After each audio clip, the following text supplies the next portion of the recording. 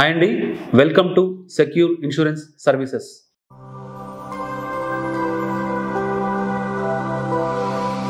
So బేసిక్గా showroom నుంచి vehicle purchase చేసే వాళ్ళు 1 lakh వరకు మీరు ఇన్సూరెన్స్ మీద సేవ్ చేయొచ్చు. అది ఎలాగంటే ఈ వీడియోని చూస్తుండండి, మీకే అర్థమవుతుంది.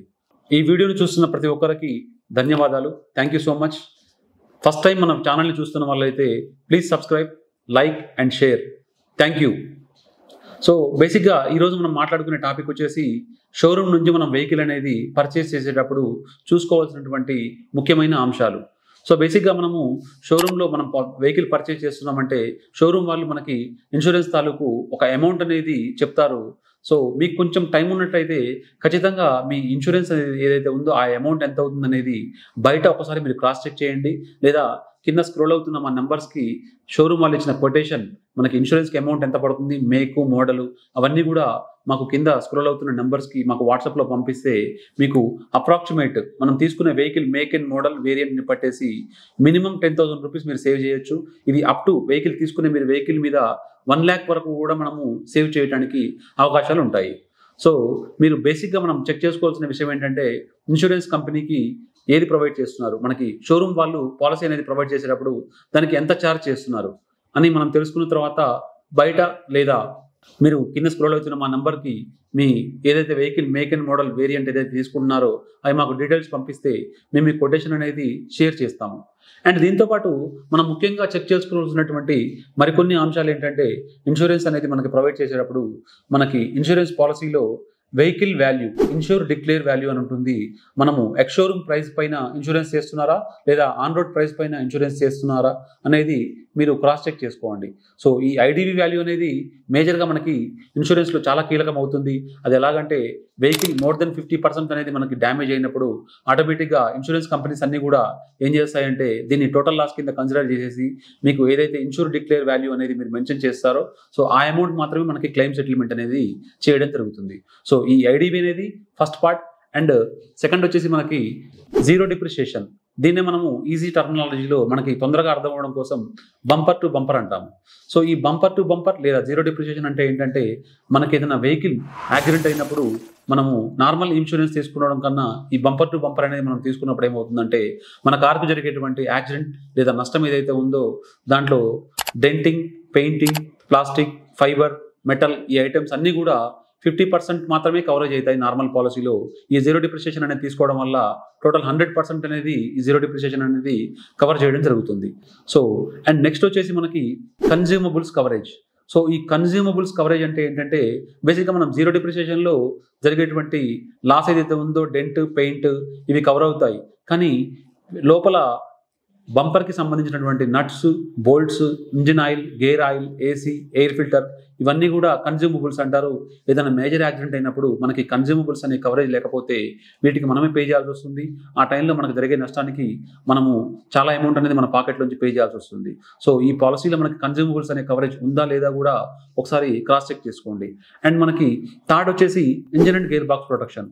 ఇది బేసిక్గా ఏమవుతుందంటే మనకి హైదరాబాద్ లేదా తెలంగాణ, ఏపీ ఈ మన ప్రదేశాలలో అనుకోకుండా ఏదైనా ఫ్లడ్స్ వచ్చినప్పుడు మనము అండర్ గ్రౌండ్ పార్క్ చేసినప్పుడు అండర్ గ్రౌండ్లోకి వాటర్ వెళ్ళడము, లేదా వాటర్ ఎఫెక్టెడ్ ఉన్న ఏరియాల్లోకి మనం వెహికల్ తీసుకొని వెళ్ళినప్పుడు మన ఇంజిన్లోకి వాటర్ వెళ్ళడం వల్ల ఇంజిన్ అనేది డ్యామేజ్ అవుతుంది.